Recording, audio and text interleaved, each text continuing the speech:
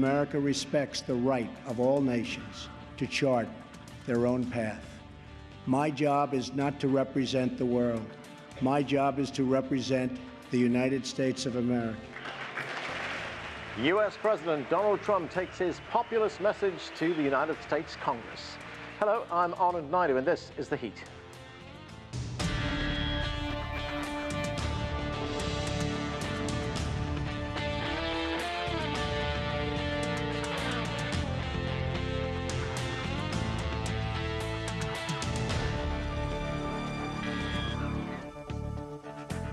The substance was largely the same, but the tone decidedly different. That's the verdict from most Republicans and Democrats to Donald Trump's first speech before the U.S. Congress.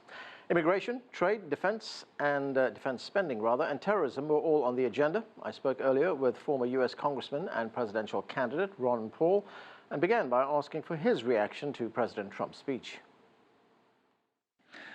Well, from my viewpoint, as a libertarian, I wasn't all that excited because he didn't really offer the reduction of government. He talked a little bit about reducing taxes, and that was good, but the foreign policy is still up in the air, and I think the people that he has in administrations makes me continue with my concern about what we're doing overseas militarily. So there were some signs there that reducing regulations and taxes would be helpful, but I didn't get much information that we would be more moving toward a freer society that libertarians like. Well, the president talked about some very ambitious programs, an infrastructure rebuilding program he talked about that'll cost $1 trillion. He wants to increase defense expenditure. He wants to replace the Affordable Care Act, known as the Obamacare program. All that's going to cost money. Where's that going to come from? Well, that's a good question. Not only is that not libertarian, that's not very conservative either. And Republicans are supposed to be conservative. No, I think he's accepting the principle of what the supply siders used to talk about. Don't worry too much about the deficits. Certainly liberals who believe in Keynesianism think that conservatives and libertarians think too much about deficits. So they don't really worry about that, although at times they talk about it. Because politically it's good to be able to spend money and not worry about it. And what happens is everything has to get paid for. It's just who really gets stuck with the bill. Sometimes it's another generation, sometimes it's the middle class, sometimes it's the poor. It depends on whether you borrow the money or print the money, inflate the monetary system or whatever. So no, that isn't good at all, the amount of promises made. But, you know, it's a lot of what he said in the campaign, and people feel a little bit more secure if the government keeps promising things. But I would say that's rather characteristics of most governments in the world today, but I think it's also the reason why most governments and most countries now have some significant financial problems to deal with and debt that they can't handle. Did the president sound authentic and credible to you? There's a great deal in the media about the style and tone of the speech, that it differed markedly from, you know, the comments that he's been making during the election campaign as well as after he was elected president. Yeah, I think so. I think we could give him that credit. That's a benefit to him. But ultimately, what politicians say and do in their tone doesn't matter as much as policy and beliefs and what do they actually believe in as far as foreign policy is concerned.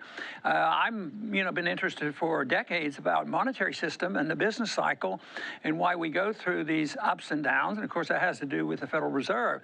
But that wasn't mentioned, and deficits weren't mentioned. The concept of personal liberty wasn't mentioned. I mean, he's going to did mention the idea that we have to have bigger government to crack down on people who smoke marijuana and crack down on drug dealers. And that's a libertarian believes that some of these matters are left to the individuals to decide what is safe and dangerous, and that's quite a bit different. So it struck me as not being conservative or libertarian when it comes to spending, because I think the deficits are going to explode in these next 4 years. Right, and talking about expenditure, one of the specifics he mentioned was that he wants to increase defense expenditure by something like 10%. That amounts to over $50 billion. Does the United States need more money for defense? Well, it's the same argument against infrastructure. But the only thing I'd qualify on the question is I don't like to use the word defense, because I think most of the money we spend has nothing to do with our defense. You know, if we were a country and say, well, we got to defend our country, and we say, well, who's likely to invade us? Who's going to attack us? Who's going to bomb us? I don't think it's the people in Yemen are going to do it, or the Iraqis weren't about to, even though we were told to be fearful. So I think military spending is one thing that's designed to make people feel good and patriotic and subsidize the military-industrial complex, and that's all taken care of. But quite frankly, I think if you spend that money unwisely, you make our defense more difficult, and we're not more secure, we're less secure by having a policy of just throwing money at the military-industrial complex. On foreign policy, the president talked about some foreign policy issues, specifically the United States relationship with NATO, the Western Defense Alliance. Let's take a listen to what he had to say. Our foreign policy calls for a direct, robust, and meaningful engagement with the world. It is American leadership based on vital security interests that we share with our allies all across the globe. We strongly support NATO, an alliance forged through the bonds of 2 world wars. But our partners must meet their financial obligations. And now, based on our very strong and frank discussions, they are beginning to do just that. In fact, I can tell you the money is pouring in. Very nice. Do you think that his comments would reassure United States allies, especially those in Western Europe? And is the money pouring in? Well, no, I don't think anybody really believes that, but the whole principle that we're going to take care of people, I mean, that's impossible. So I don't think there's people reassured. I think people, you know, he's had some credit for following through on his promises. Well, at least his statements at one time was more to our liking, and that is that we were less involved in these international government organizations and like NATO. You know, maybe somebody in Europe might not like that, but I'd happen to think that it would be better for America that we not belong. But now he has shifted his sentiments on that. And matter of fact, his appointees more recently, like McMaster's, is very much, you know, even more aggressive than Obama. I think he's alluding to the fact that we might have to be sending more troops over there. And I think there are plans in the pipeline, certainly spending all this extra money on the military. Well, what do they plan to do? And like I said, I don't think it has much to do for defending this country.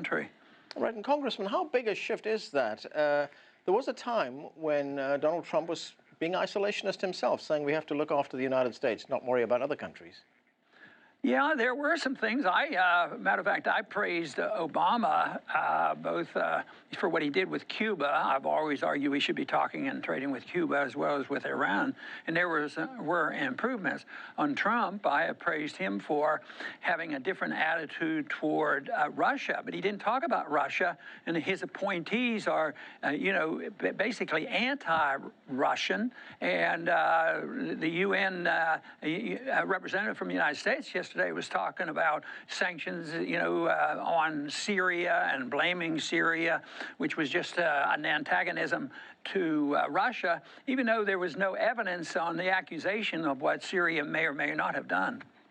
What do you make of his policies on trade? That's something that you worked on while you were in Congress. He wants one-on-one deals. He's not a supporter of these big multilateral deals like NAFTA. No, and I'm not either. And, you know, it's interesting, you point out, and that is true. I consider myself the biggest free trader, but I didn't endorse these international organizations. I want free trade, a lot of talk, and a lot of travel, then we're less likely to fight. I endorse what Nixon did in trying to open up the doors of trade with China, and I think that's been beneficial. But these threats of tariffs and retaliation and currency wars, I think it's going to be very detrimental if he gets any of that stuff passed. I think that it's going to be very harmful to our economy because that is not free trade. This idea of our nation talking to another nation rather than going through, you know, the World Trade Organization and the NAFTA, I think constitutionally that is proper.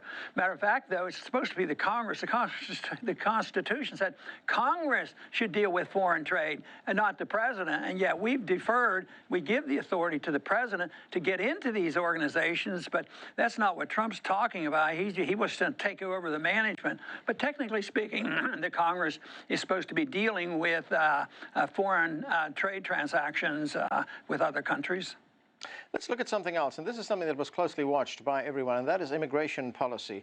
The president had a very hardline policy on undocumented workers or illegal immigrants in this country, saying that he was going to expel all of them. Now he seems to have softened that. He is saying that there should be a way for these undocumented workers to get some kind of permanent residence here in the United States. Is that a realization on his part that logistically you can't expel 11 million people? And also, if you do, it would have a severe impact on the U.S. economy. I think he's coming around to that. He's changing his tune a bit, but I think he's still a long way off from having a policy that's going to satisfy everybody.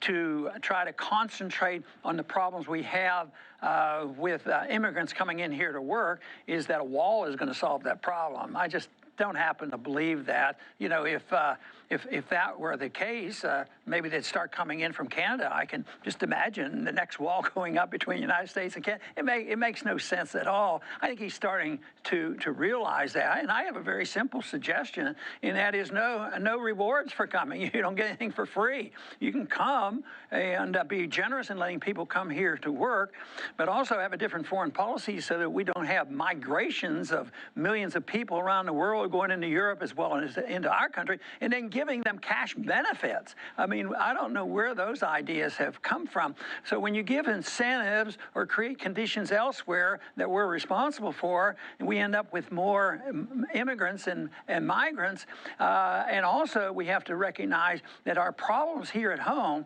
as it is in so many places, is that economic conditions are a lot worse than anybody wants to admit. The stock market is not a reflection of the economy. There's two kinds of people out there. There's half of the people are suffering, and that's a consequence of bad government policy. He touched on that. Get the taxes down and get the regulations on, but you can't deal with the economy and the business cycle unless you deal with the monetary monopoly run by our central bank, the Federal Reserve. So this was the first big policy speech that he made to this joint sitting of the U.S. Congress. What should we be looking out for in the weeks and months ahead from this administration? Well, I think it's going to be a lot of back and forth. I don't think much is really going to get passed. And, you know, like you mentioned, he's already had to change his tune a little bit on immigration. He'll have to change his tune on some other things. I don't think in a year or two you're going to see a wall really significantly started or half built. I think that we're going to have economic problems that he's going to have to react to, and that will become the dominant feature. I remember very clearly when I was campaigning in 07 and 08, when the crisis hit, everything else was set aside because it was a big financial crisis that they had to deal with. Something like that is going to come along, and that will occupy everybody's attention. I'm just hoping that part of that isn't some type of a military crisis overseas where things get out of hand and there's some explosion of some type of war that we have to be involved in. Congressman, thanks for joining us.